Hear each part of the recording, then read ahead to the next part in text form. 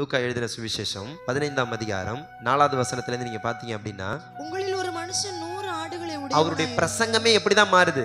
ஆண்டவர் வாயை திறந்தாவே இததான் பிரசங்கம் பண்றாரு. ஹலோ, அப்ப அவருடைய ஜீவன்ல என்ன இருக்குது? பின்மாற்றத்துக்குள்ள போகணும், வரணுமே வரணுமே வரணுமே.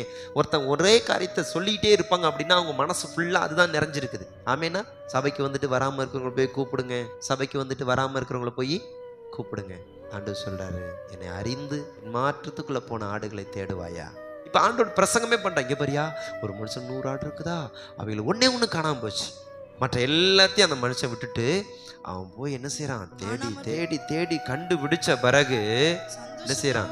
சந்தோஷத்தோட அதை கொண்டு வந்து, அதுல ஒரு வார்த்தை இருக்குது, மனம் திரும்ப அவசியமில்லாத 99 நீதிமான்களை குறித்து. அவங்களாம் நீதிமான்கள், பிரச்சனை இல்லை. சபைக்கு நீங்க வர்றீங்கல்ல, உங்க வீட்டுக்கு பாஸ்டர் வரலான்னு எதிர்பார்க்காதீங்க. நீங்க நீதிமான்கள்.